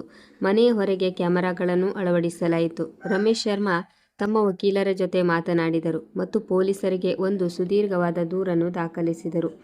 ಸಿಕ್ಕಿಬಿದ್ದ ಇಬ್ಬರು ವ್ಯಕ್ತಿಗಳನ್ನು ವಿಚಾರಣೆ ಮಾಡಿದಾಗ ಅವರು ಸುರೇಶ್ ಮೆಹ್ತಾನ ಕಂಪನಿಗೆ ಸಂಬಂಧಿಸಿದ ಕೆಲವು ಹೆಸರುಗಳನ್ನು ಹೇಳಿದರು. ಸುಳಿವುಗಳು ಗೊಂದಲಮಯವಾಗಿದ್ದವು, ಆದರೆ ನಿಧಾನವಾಗಿ ಬಗೆಹರಿಯುತ್ತಿದ್ದವು. ಇತ್ತ ವಿಕ್ರಮ್ ಜೀವನದಲ್ಲಿ ಒಂದು ಹೊಸ ವಿಷಯ ನಡೆಯಿತು. ಒಂದು ಮಧ್ಯಾಹ್ನ ರಮೇಶ್ ಶರ್ಮಾ ಅವನನ್ನು ತಮ್ಮ ಮನೆಯ ಆಫೀಸ್ಗೆ ಕರೆದರು. ರಮೇಶ್ ಶರ್ಮಾ ಕುರ್ಚಿಯ ಮೇಲೆ ಕುಳಿತಿದ್ದರು. ಅವರ ಮುಂದೆ ಚಹಾದ 2 ಕಪ್ಗಳಿದ್ದವು. ಕುಳಿತುಕೋ ವಿಕ್ರಮ್. ವಿಕ್ರಮ್ ಕುಳಿತನು. ಚಹಾ ಕುಡಿ. ವಿಕ್ರಮ್ ಕಪ್ ಎತ್ತಿಕೊಂಡನು. ಸ್ವಲ್ಪ ಹೊತ್ತು ಮೌನವಿತ್ತು. ನಂತರ ರಮೇಶ್ ಶರ್ಮಾ ಹೇಳಿದರು, ನೀನು ನಿನ್ನ ಓದನ್ನು ಮಧ್ಯದಲ್ಲೇ ಬಿಟ್ಟಿದ್ದೆ ಎಂದು ನನಗೆ ತಿಳಿದಿದೆ. ಒಂದು ವೇಳೆ ಅವಕಾಶ ಸಿಕ್ಕರೆ ನೀನು ಮತ್ತೆ ಓದಲು ಬಯಸುವೆಯಾ? ವಿಕ್ರಮ್ ಕಪ್ ಕೆಳಗಿಟ್ಟು ಹೇಳಿದನು, ಬಯಸುತ್ತೇನೆ ಸಾಹೇಬ್ರೆ, ಆದರೆ ಈಗ ವಯಸ್ಸು ಮೀರಿ ಹೋಗಿದೆ ಮತ್ತು ಮನೆಯ ಜವಾಬ್ದಾರಿಗಳಿವೆ. ರಮೇಶ್ ಶರ್ಮಾ ನೇರವಾಗಿ ಅವನ ಕಣ್ಣುಗಳನ್ನು ನೋಡಿ ಹೇಳಿದರು, ವಯಸ್ಸು ಮೀರುವುದಿಲ್ಲ, ಸಂದರ್ಭಗಳು ಮೀರುತ್ತವೆ ಮತ್ತು ಜವಾಬ್ದಾರಿಗಳು. ಅವುಗಳನ್ನು ನಾನು ನಿಭಾಯಿಸುತ್ತೇನೆ. ನೀನು ಮತ್ತೆ ಓದಬೇಕೆಂದು ನಾನು ಬಯಸುತ್ತೇನೆ. ಬಿಸ್ನೆಸ್ ಮ್ಯಾನೇಜ್ಮೆಂಟ್ ಕೋರ್ಸ್ ಇದೆ, 2 ವರ್ಷದ್ದು. ನಿನ್ನ ಓದಿನ ಖರ್ಚನ್ನು ನಾನು ಭರಿಸುತ್ತೇನೆ. ವಿಕ್ರಮ್ನ ಗಂಟಲಲ್ಲಿ ಏನೋ ಸಿಲುಕಿಕೊಂಡಂತಾಯಿತು. ಸಾಹೇಬ್ರೆ, ಈ ಉಪಕಾರ ಬಹಳ ದೊಡ್ಡದಾಯಿತು. ಇದನ್ನು ಉಪಕಾರ ಎಂದು ತಿಳಿಯಬೇಡ. ರಮೇಶ್ ಶರ್ಮಾ ಮೆಲ್ಲನೆ ಹೇಳಿದರು, ಇದನ್ನು ಒಬ್ಬ ತಂದೆಯ ನಂಬಿಕೆ ಎಂದು ತಿಳಿ. ವಿಕ್ರಮ್ನ ಕಣ್ಣುಗಳು ಒದ್ದೆಯಾದವು. ಕಣ್ಣೀರು ಬರಬಾರದೆಂದು ಅವನು ಬಹಳ ಪ್ರಯತ್ನಿಸಿದರೂ ಅವು ನಿಲ್ಲಲಿಲ್ಲ. ಅವನು ತಕ್ಷಣ ದೃಷ್ಟಿಯನ್ನು ಬೇರೆ ಕಡೆಗೆ ಹರಿಸಿದನು. ರಮೇಶ್ ಶರ್ಮಾ ಎದ್ದು ಬಂದು ವಿಕ್ರಮ್ನ ಹೆಗಲ ಮೇಲೆ ಕೈಯಿಟ್ಟರು. ಒಬ್ಬ ತಂದೆಯಾಗಿ ಹೇಳುತ್ತಿದ್ದೇನೆ, ನಿನ್ನಲ್ಲಿ ಯಾವ ಗುಣವಿದೆಯೋ ಅದು ಹಣದಿಂದ ಬರುವುದಿಲ್ಲ. ಅದು ಸಂಸ್ಕಾರ, ಅದು ಮಾನವೀಯತೆ. ಉಳಿದಿದ್ದನ್ನೆಲ್ಲ ಕಲಿಯಬಹುದು. ವಿಕ್ರಮ್ ಅಂದು ಮನೆಗೆ ಮರಳಿದಾಗ ಅವನ ತಾಯಿ ಸಾವಿತ್ರಿ ದೇವಿ ಅವನ ಮುಖ ನೋಡಿ ಕೇಳಿದರು, ಏನಾಯ್ತು ಮಗನೇ, ಎಲ್ಲವೂ ಸರಿಯಿದೆಯಲ್ಲವೇ? ವಿಕ್ರಮ್ ಅವರ ಪಕ್ಕದಲ್ಲಿ ಕುಳಿತು ಎಲ್ಲವನ್ನೂ ತಿಳಿಸಿದನು. ಸಾವಿತ್ರಿ ದೇವಿ ಮಗನ ಕೈ ಹಿಡಿದುಕೊಂಡರು ಮತ್ತು ಮೇಲೆ ಆಕಾಶದ ಕಡೆ ನೋಡಿ ಹೇಳಿದರು, ನಿಮ್ಮ ತಂದೆ ಇದ್ದಿದ್ದರೆ ಇಂದು ನೋಡುತ್ತಿದ್ದರು. ಮುಂದಿನ ವಾರದಿಂದ ವಿಕ್ರಮ್ ಕಾಲೇಜಿಗೆ ಅಡ್ಮಿಷನ್ ಪಡೆದನು. ಇದು ಅವನಿಗೆ ಸುಲಭವಾಗಿರಲಿಲ್ಲ. ಕ್ಲಾಸ್ನಲ್ಲಿ ಅವನ ಜೊತೆ 20 ರಿಂದ 22 ವರ್ಷದ ಹುಡುಗರಿದ್ದರು. ಅವನು ಅವರಿಗಿಂತ ವಯಸ್ಸಿನಲ್ಲಿ ದೊಡ್ಡವನಾಗಿದ್ದನು, ಅನುಭವದಲ್ಲಿ ದೊಡ್ಡವನಾಗಿದ್ದನು, ಆದರೆ ಓದಿನಲ್ಲಿ ಹಿಂದೆ ಬಿದ್ದಿದ್ದನು. ಮೊದಲ ವಾರದಲ್ಲಿ ಅವನಿಗೆ ಅನಿಸಿತು, ಅಂದರೆ ಬಹುಶಃ ಇದು ತನ್ನಿಂದ ಸಾಧ್ಯವಿಲ್ಲದ ಮಾತು ಎಂದು. ಕೆಲವು ಪ್ರೊಫೆಸರ್ಗಳು ಅವನನ್ನು ವಿಚಿತ್ರ ದೃಷ್ಟಿಯಿಂದ ನೋಡುತ್ತಿದ್ದರು. ಕೆಲವು ಸಹಪಾಠಿಗಳು ಅವನ ಬಗ್ಗೆ ಮಾತನಾಡುತ್ತಿದ್ದರು, ಇವನೇ ನೋಡಿ, ಆ ಟಿವಿಯಲ್ಲಿ ಬಂದಿದ್ದ ಹುಡುಗ, ಶರ್ಮಾ ಸಾಹೇಬರು ಇವನ ಓದಿನ ಖರ್ಚು ನೋಡಿಕೊಳ್ಳುತ್ತಿದ್ದಾರೆ ಎನ್ನುತ್ತಿದ್ದರು. ಈ ಮಾತುಗಳು ವಿಕ್ರಮ್ ಕಿವಿಗೆ ಬೀಳುತ್ತಿದ್ದವು, ಆದರೆ ಅವನು ಕೇಳಿಸಿಕೊಂಡು ಮುಂದೆ ಸಾಗುತ್ತಿದ್ದನು. ಪ್ರೀತಿ ಅವನಿಗೆ ಸಹಾಯ ಮಾಡುತ್ತಿದ್ದಳು. ಅವಳು ತನ್ನ ಮನೆಯ ದೊಡ್ಡ ಲೈಬ್ರರಿಗೆ ಅವನನ್ನು ಕರೆಯುತ್ತಿದ್ದಳು. ಇಬ್ಬರು ಗಂಟೆಗಟ್ಟಲೆ ಓದುತ್ತಿದ್ದರು. ಪ್ರೀತಿ ಪ್ರಾಜೆಕ್ಟ್ಗಳಲ್ಲಿ ಸಹಾಯ ಮಾಡುತ್ತಿದ್ದಳು. ವಿಕ್ರಮ್ ಅವಳ NGOಗಾಗಿ ಗ್ರೌಂಡ್ ರಿಪೋರ್ಟ್ಗಳನ್ನು ಸಿದ್ಧಪಡಿಸುತ್ತಿದ್ದನು. ಇಬ್ಬರ ಕೆಲಸವು ಪರಸ್ಪರರಿಗೆ ಸಹಾಯವಾಗತೊಡಗಿತು. ಚಹಾದ ಗುಟುಕಿನ ನಡುವೆ ಮಾತುಗಳು ನಡೆಯುತ್ತಿದ್ದವು. ಕೆಲವೊಮ್ಮೆ ಓದಿನ ಬಗ್ಗೆ, ಕೆಲವೊಮ್ಮೆ ಜೀವನದ ಬಗ್ಗೆ, ಇನ್ನು ಕೆಲವೊಮ್ಮೆ ಅವು ಓದಿನಲ್ಲೂ ಬರುವುದಿಲ್ಲ, ಜೀವನದಲ್ಲೂ ಬರುವುದಿಲ್ಲ. ಕೇವಲ ಎರಡು ಹೃದಯಗಳ ನಡುವೆ ಇರುತ್ತವೆ. ಅಂತಹ ಮಾತುಗಳು ಇರುತ್ತಿದ್ದವು. ಆದರೆ ಸಮಾಜದ ಗದ್ದಲ ಇನ್ನೂ ನಿಂತಿರಲಿಲ್ಲ. ಒಂದು ದಿನ ಪ್ರೀತಿ ತನ್ನ NGOನ ಒಂದು ಮೀಟಿಂಗ್ನಲ್ಲಿದ್ದಳು. ಅಲ್ಲಿ ಒಬ್ಬ ಪತ್ರಕರ್ತ ಮೈಕ್ ಮುಂದೆ ಹಿಡಿದು ಕೇಳಿದನು, ಮೇಡಮ್, ಆ ಯುವಕ ವಿಕ್ರಮ್ ಪಾಂಡೆ ಜೊತೆ ನೀವು ಬಹಳ ಸಮಯ ಕಳೆಯುತ್ತಿದ್ದೀರಿ ಎಂಬ ಸುದ್ದಿಗಳಿವೆ. ಈ ಬಗ್ಗೆ ನಿಮ್ಮ ಅಭಿಪ್ರಾಯವೇನು? ಕೊಠಡಿಯಲ್ಲಿ ಮೌನ ಆವರಿಸಿತು. ಪ್ರೀತಿ ಮೈಕ್ ಕಡೆಗೆ ನೋಡಿದಳು. ಅವಳ ಮುಖದಲ್ಲಿ ಕೋಪವೂ ಇರಲಿಲ್ಲ, ಸಂಕೋಚವೂ ಇರಲಿಲ್ಲ. ಯಾವುದೇ ಮನುಷ್ಯನ ಮಟ್ಟವನ್ನು ಅವನ ಬ್ಯಾಂಕ್ ಬ್ಯಾಲೆನ್ಸ್ನಿಂದ ಅಳೆಯಲಾಗುವುದಿಲ್ಲ. ನಾನು ಆ ರಸ್ತೆಯಲ್ಲಿ ಬಿದ್ದಿದ್ದಾಗ ಅಂದು ಯಾವುದೇ ಶ್ರೀಮಂತನು ನಿಂತು ಸಹಾಯ ಮಾಡಲಿಲ್ಲ. ಒಬ್ಬ ಸಾಮಾನ್ಯ ಮನುಷ್ಯ ನಿಂತಿದ್ದನು. ಒಂದು ವೇಳೆ ಅದೇ ಅವರ ಮಟ್ಟವಾಗಿದ್ದರೆ ನನಗೆ ಅಂತಹ ಉನ್ನತ ಮಟ್ಟದ ಮನುಷ್ಯನ ಅಗತ್ಯವಿದೆ. ಮೀಟಿಂಗ್ ಹಾಲ್ನಲ್ಲಿ ಚಪ್ಪಾಳೆ ಮೊಳಗಿತು. ಈ ಉತ್ತರ ಮರುದಿನ ಪತ್ರಿಕೆಗಳಲ್ಲಿ ಪ್ರಕಟವಾಯಿತು, ಸೋಷಿಯಲ್ ಮೀಡಿಯಾದಲ್ಲಿ ವೈರಲ್ ಆಯಿತು ಮತ್ತು ಅಂದಿನಿಂದ ಮೊದಲು ವಿಕ್ರಮ್ ವಿರುದ್ಧವಾಗಿದ್ದ ಒಂದು ಬಹಳ ದೊಡ್ಡ ವರ್ಗ ಅವನ ಪರವಾಯಿತು. ಆದರೆ ಅಸಲಿ ಪರೀಕ್ಷೆ ಬಂದಿದ್ದು ಯಾವಾಗೆಂದರೆ ರಮೇಶ್ ಶರ್ಮಾ ಅವರ ಆರೋಗ್ಯ ಹಠಾತ್ತನೆ ಹದಗೆಟ್ಟಾಗ. ಡಾಕ್ಟರ್ಗಳು ಹೇಳಿದರು, ಅವರ ಹೃದಯ ದುರ್ಬಲವಾಗಿದೆ ಮತ್ತು ಅವರ ಮೇಲೆ ಯಾವುದೇ ರೀತಿಯ ಒತ್ತಡವು ಪ್ರಾಣಾಪಾಯ ತರಬಹುದು ಎಂದರು. ಕಂಪನಿಯ ಇಡೀ ಜವಾಬ್ದಾರಿ ಅಚಾನಕ್ಕಾಗಿ ಪ್ರೀತಿಯ ಮೇಲೆ ಬಂದಿತು. ಅವಳು ಸಿದ್ಧಳಿದ್ದಳು, ಆದರೆ ಒಬ್ಬಂಟಿಯಾಗಿದ್ದಳು. ಕಂಪನಿಯ ಬೋರ್ಡ್ನಲ್ಲಿ ಕೆಲವು ಹಳೆಯ ಮೆಂಬರ್ಗಳಿದ್ದರು. ಅವರು ರಮೇಶ್ ಶರ್ಮಾ ಅವರ ಅನಾರೋಗ್ಯವನ್ನು ಒಂದು ಅವಕಾಶವನ್ನಾಗಿ ನೋಡುತ್ತಿದ್ದರು. ಅವರು ಪ್ರೀತಿ ಒತ್ತಡಕ್ಕೆ ಒಳಗಾಗಿ ತಪ್ಪು ನಿರ್ಧಾರಗಳನ್ನು ತೆಗೆದುಕೊಳ್ಳಲಿ ಮತ್ತು ತಮಗೆ ಕಂಪನಿಯ ಮೇಲೆ ಹೆಚ್ಚಿನ ಅಧಿಕಾರ ಸಿಗಲಿ ಎಂದು ಬಯಸುತ್ತಿದ್ದರು. ಮೊದಲ ಬೋರ್ಡ್ ಮೀಟಿಂಗ್ನಲ್ಲಿ ಒಬ್ಬ ಸೀನಿಯರ್ ಮೆಂಬರ್ ಸುರೇಂದ್ರ ಕಪೂರ್ ಹೇಳಿದರು, ಪ್ರೀತಿಯವರೇ, ನೀವು ಇನ್ನೂ ಬಹಳ ಸಣ್ಣವರು. ಈ ಸಮಯದಲ್ಲಿ ನೀವು ಅನುಭವವಿರುವ ಜನರ ಮೇಲೆ ನಂಬಿಕೆ ಇಡಬೇಕು. ಇನ್ನೊಬ್ಬ ಮೆಂಬರ್ ವ್ಯಂಗ್ಯವಾಗಿ ಹೇಳಿದರು, ಮತ್ತು ನಿಮಗೆ ಬಿಸ್ನೆಸ್ಗಿಂತ ಹೆಚ್ಚಾಗಿ ನಿಮ್ಮ ಬಡ ಗೆಳೆಯನ ಚಿಂತೆ ಇರುವಂತೆ ಕಾಣುತ್ತಿದೆ. ಪ್ರೀತಿಯ ಮುಖ ಒಂದು ಕ್ಷಣ ಕಠಿಣವಾಯಿತು. ಅವಳು ಹಿಂದೆ ನೋಡಿದಳು. ವಿಕ್ರಮ್ ಕೊಠಡಿಯ ಒಂದು ಮೂಲೆಯಲ್ಲಿ ಕುಳಿತಿದ್ದನು. ಅವರ ಕಣ್ಣುಗಳು ಸಂಧಿಸಿದವು. ವಿಕ್ರಮ್ ಏಳಲು ಹೋದಾಗ ಪ್ರೀತಿ ಕೈ ಸನ್ನೆಯಿಂದಲೇ ಅವನನ್ನು ತಡೆದಳು. ಅವಳು ಮೈಕ್ ಕಡೆ ತಿರುಗಿ ಹೇಳಿದಳು, ಉತ್ತರವನ್ನು ನಾವು ಕೆಲಸದಿಂದ ನೀಡುತ್ತೇವೆ, ವಾದದಿಂದಲ್ಲ. ಮೀಟಿಂಗ್ ಮುಗಿಯಿತು. ಹೊರಬಂದ ಮೇಲೆ ವಿಕ್ರಮ್ ಕೇಳಿದನು, ನೀನು ಸರಿಯಿದ್ಯಾ ತಾನೆ? ಹೌದು, ಆದರೆ ಈಗ ನನಗೆ ನಿನ್ನ ಅಗತ್ಯವಿದೆ.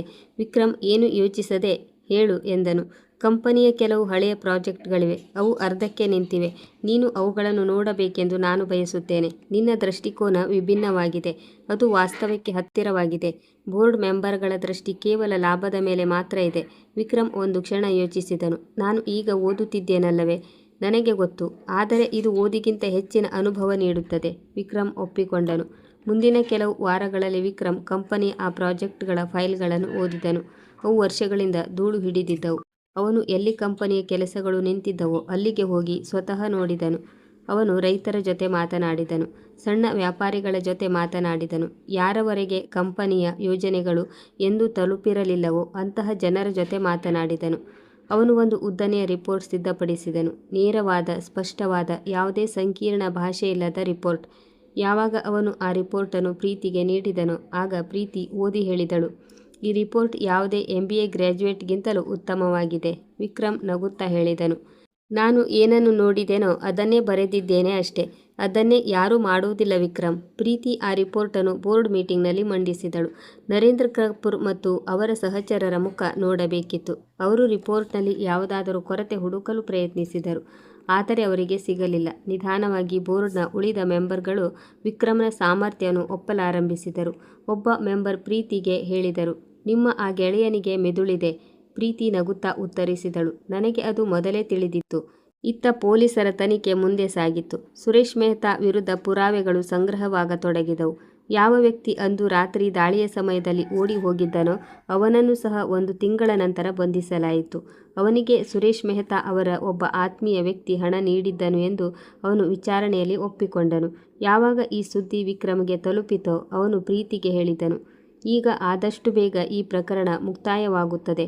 ಪ್ರೀತಿ ಹೇಳಿದಳು, ನನಗೆ ನಿನ್ನ ಮೇಲೆ ನಂಬಿಕೆ ಇದೆ. ವಿಕ್ರಮ್ ಹೇಳಿದನು, ನನ್ನ ಮೇಲಲ್ಲ, ಸತ್ಯದ ಮೇಲೆ ನಂಬಿಕೆ ಇರಲಿ. ಕೆಲವು ವಾರಗಳ ನಂತರ ನಗರದ ಆಡಳಿತವು ಒಂದು ಸಮಾರಂಭವನ್ನು ಹಮ್ಮಿಕೊಂಡಿತು.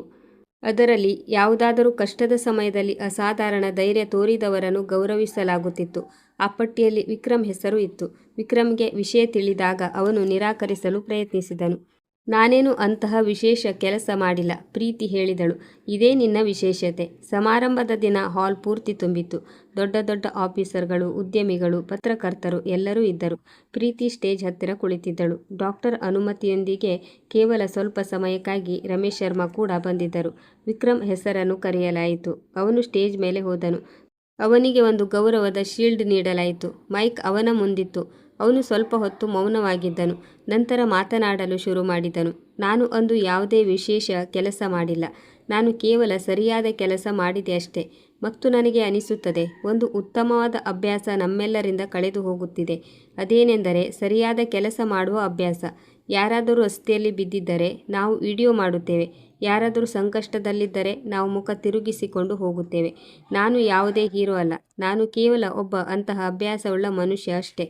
ಹಾಲ್ನಲ್ಲಿ ಬಹಳ ಹೊತ್ತಿನವರೆಗೆ ಚಪ್ಪಾಳೆ ಮೊಳಗಿತು. ಪ್ರೀತಿಯ ಕಣ್ಣುಗಳು ತುಂಬಿ ಬಂದವು. ರಮೇಶ್ ಶರ್ಮಾ ತಮ್ಮ ಕುರ್ಚಿಯಲ್ಲಿ ಕುಳಿತೇ ಕಣ್ಣೀರು ಒರೆಸಿಕೊಂಡರು. ಅಂದು ರಾತ್ರಿ ರಮೇಶ್ ಶರ್ಮಾ ವಿಕ್ರಮ್ನನ್ನು ತಮ್ಮ ಬಳಿ ಕರೆದರು. ಅವರು ಹೇಳಿದರು, ಮಗನೇ, ಇಂದು ನಾನು ನಿನ್ನನ್ನು ಎಲ್ಲರ ಎದುರು ನೋಡಿದೆ ಮತ್ತು ನನಗೆ ಭರವಸೆಯಾಯಿತು. ಯಾವ ವಿಷಯದ ಬಗ್ಗೆ ಸಾಹೇಬ್ರೆ? ಅಂದರೆ ನನ್ನ ಮಗಳ ಜೀವನದಲ್ಲಿ ಅತ್ಯಂತ ನಂಬಿಕಸ್ಥ ವ್ಯಕ್ತಿ ನೀನು. ವಿಕ್ರಮ್ ತಲೆ ತಗ್ಗಿಸಿದನು. ಸಾಹೇಬ್ರೆ, ನಾನು ನಿಲ್ಲಿಸು ಎಂದು ರಮೇಶ್ ಶರ್ಮಾ ಹೇಳಿದರು. ನೀನು ಏನು ಹೇಳುತ್ತೀಯ ಎಂದು ನನಗೆ ಗೊತ್ತು. ಆದರೆ ಇಂದು ನಾನು ಒಬ್ಬ ತಂದೆಯಾಗಿ ಮಾತನಾಡಲು ಬಯಸುತ್ತೇನೆ. ಅವರು ಸ್ವಲ್ಪ ನಿಂತು ಹೇಳಿದರು, ನಿಮ್ಮಿಬ್ಬರ ಬಗ್ಗೆ ನನಗೆ ತಿಳಿದಿದೆ ಮತ್ತು ನನಗೆ ಯಾವುದೇ ಆಕ್ಷೇಪವಿಲ್ಲ. ವಿಕ್ರಮ್ ಮೇಲೆ ನೋಡಿದನು. ಆದರೆ ಒಂದು ಷರತ್ತಿದೆ. ಏನೇ ಆಗಲಿ ನಿನ್ನ ಈ ಸರಳತೆಯನ್ನು ಎಂದಿಗೂ ಬಿಡಬೇಡ. ಇದೇ ನಿನ್ನ ಅಸಲಿ ಸಂಪತ್ತು. ವಿಕ್ರಮ್ನ ಕಣ್ಣುಗಳು ತುಂಬಿ ಬಂದವು. ಅವನು ಹೇಳಿದನು, ಸಾಹೇಬ್ರೆ, ನಾನು ಭರವಸೆ ನೀಡುತ್ತೇನೆ. ನಾನು ಅಂದಿನಂತೆ ಇರುತ್ತೇನೆ. ಅಂದು ಆ ರಸ್ತೆಯಲ್ಲಿ ನಿಂತಿದ್ದನಲ್ಲ, ಅವನಂತೆ. ರಮೇಶ್ ಶರ್ಮಾ ನಕ್ಕರು ಮತ್ತು ಆ ನಗುವಿನಲ್ಲಿ ಒಬ್ಬ ತಂದೆಯ ನೆಮ್ಮದಿ ಇತ್ತು. ಅಂದು ರಾತ್ರಿ ವಿಕ್ರಮ್ ಮನೆಗೆ ಮರಳುವಾಗ ತನ್ನ ತಾಯಿಗೆ ಫೋನ್ ಮಾಡಿದನು. ಅಮ್ಮ, ಮಲಗಿದ್ದೀಯಾ? ಇಲ್ಲ ಮಗನೇ, ನಿನಗಾಗಿ ಕಾಯುತ್ತಿದ್ದೆ. ಎಲ್ಲವೂ ಸರಿಯಿದೆಯಲ್ಲವೇ? ವಿಕ್ರಮ್ ಒಂದು ಕ್ಷಣ ಮೌನವಾಗಿದ್ದನು. ಹೊರಗೆ ನಗರದ ಬೆಳಕುಗಳಿದ್ದವು. ರಸ್ತೆಗಳಲ್ಲಿ ಜನಸಂದಣಿ ಇತ್ತು. ರಾತ್ರಿಯ ಗಾಳಿಯಲ್ಲಿ ಒಂದು ತಂಪಿತ್ತು. ಹೌದು ಅಮ್ಮ, ಅವನು ಹೇಳಿದನು. ಎಲ್ಲವೂ ತುಂಬ ಚೆನ್ನಾಗಿದೆ. ಅವನು ಫೋನ್ ಇಟ್ಟನು ಮತ್ತು ಮೇಲೆ ಆಕಾಶದ ಕಡೆ ನೋಡಿದನು. ಅವನಿಗೆ ಆ ದಿನ ನೆನಪಾಯಿತು. ಆ ದಿನ ಅವನು ಬರಿಗೈಯಲ್ಲಿ ಉದಾಸ ಮನಸ್ಸಿನಿಂದ ಅದೇ ಹೈವೇಯ ಮೇಲೆ ನಡೆಯುತ್ತಿದ್ದನು. ಆ ದಿನ ನಗರದಲ್ಲಿ ತನಗಾಗಿ ಯಾವುದೇ ಜಾಗವಿಲ್ಲ ಎಂದು ಅನಿಸಿತ್ತು. ಮತ್ತು ಇಂದು ಅದೇ ನಗರದಲ್ಲಿ, ಅದೇ ರಸ್ತೆಯಲ್ಲಿ ಅವನದೊಂದು ಕತೆ ಇತ್ತು. ಅವನದೊಂದು ಸ್ಥಾನವಿತ್ತು. ಅವನದೊಂದು ವ್ಯಕ್ತಿತ್ವವಿತ್ತು. ಜೀವನ ಕೆಲವೊಮ್ಮೆ ಬಹಳ ವಿಚಿತ್ರ ದಾರಿಗಳಿಂದ ಬದಲಾಗುತ್ತದೆ. ಕೆಲವೊಮ್ಮೆ ಒಂದು ತಿರುವು, ಕೇವಲ ಒಂದು ತಿರುವು ಎಲ್ಲವನ್ನು ಬದಲಿಸಿಬಿಡುತ್ತದೆ. ವೀಕ್ಷಕರೇ, ಈ ಕತೆ ಹೇಗೆನಿಸಿತು ಕಮೆಂಟ್ ಮಾಡಿ ತಿಳಿಸಿ. ಕತೆ ಇಷ್ಟವಾಗಿದ್ದಲ್ಲಿ ಲೈಕ್ ಮಾಡಿ ಮತ್ತು ಸಬ್ಸ್ಕ್ರೈಬ್ ಮಾಡಿ. ಇನ್ನೊಂದು ಸುಂದರವಾದ ಕಥೆಯೊಂದಿಗೆ ಮತ್ತೆ ಭೇಟಿಯಾಗೋಣ. ಅಲ್ಲಿಯವರೆಗೂ ಖುಷಿಯಾಗಿರಿ. ಧನ್ಯವಾದಗಳು.